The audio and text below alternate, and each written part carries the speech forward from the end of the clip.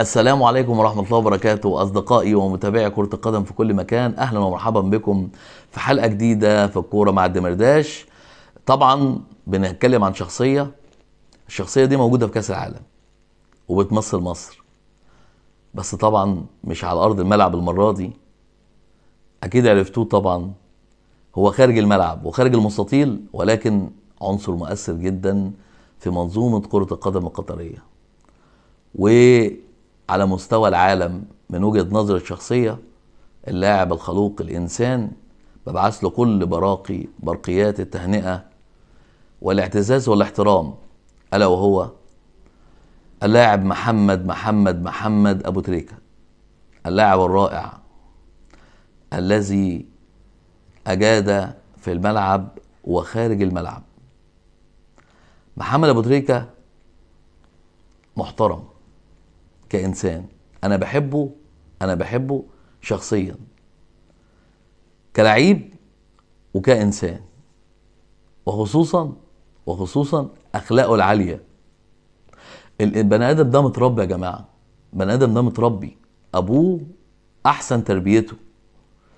كل الشكر ليك يا أبو تريكة، إن نقف كل مرة في كل مناسبة في استوديوهات البين سبورتس أقول ودافع عن فلسطين، مرة أدافع عن الدين الإسلامي في وش الغرب. يا بني آدم بني آدم بني آدم محترم، بني آدم عنده عزة نفس، بني آدم راقي. أشهد الله قدامكم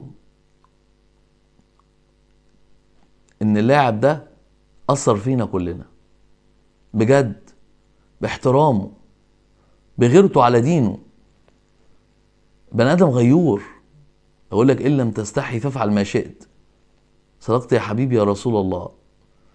الراجل ده ادانا دروس كبيرة قوي. سيبك من الكورة، كورة حاجة والأخلاقيات حاجة تانية. الراجل عنده خلق رفيع، عنده غيرة في دينه، عنده عزة نفس. أشار للألمان وأشار للأوروبيين وأشار للغرب إن هم مش هيغيروا، جايين شهر، عمركم ما هتغيروا فينا، عمرنا ما هنتأثر بالنسبة لكم. انتوا بالنسبة لنا مش مؤثرين، جايين ضيوف تحترموا عاداتنا وتقاليدنا وأسلوبنا وحياتنا وعيشتنا وديننا. أهلا وسهلا ومرحبا بيكم. غير كده لأ، بيكتفوا على مين وبيساندوا مين في البلد الصغيرة الجميلة الرائعة لنظام كأس العالم على أعلى مستوى. سمو الأمير الملك تميم بن حمد، هذا الإنسان الرائع، له كل الشكر، له كل التحية، وله كل التقدير والاحترام من مصري. إنسان بيحب العزة وبيحب الدين وبيحب الإسلام وبيحب الناس اللي بتحب تشتغل، الناس اللي غيور على شغلها وغيور على دينها. بجد يا ابو تريكة بحبك من قلبي، بتمنى لك كل توفيق، وربنا يبارك لك في اولادك وفي زوجتك، وان شاء الله باذن الله تعالى نشوفك دايما يا رب على خير.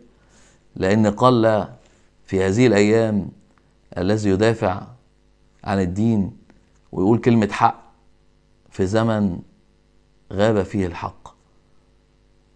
محمد ابو تريكة الانسان، بشكرك، كل تحية كل تقدير لشخصك الكريم، ودائما متألق ودائما رافع راس مصر في جميع الاستوديوهات بتحليلك الرائع المتميز. على مستوى الشخصي انا بحبك جدا وبحب تعليقك جدا، لان انت بتجيب نقط رئيسية في التحليل وبتقدر بمنتهى البساطة توصل للمشاهد الخطأ فين وايه الايجابيات وايه السلبيات اللي موجودة عند الفرق المشاركة، سواء في كأس العالم سواء في الدوري الانجليزي.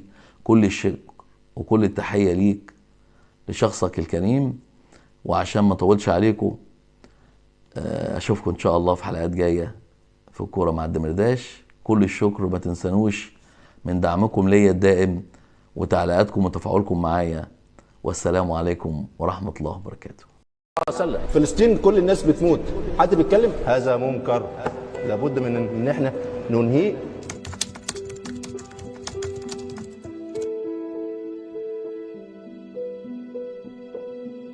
قبل ما نبدا كده، تحيه كبيره لاهلنا في القدس واهلنا في فلسطين. ربنا سبحانه وتعالى ينصرهم ويثبتهم ويعين من اعانهم ويخزن من خذلهم.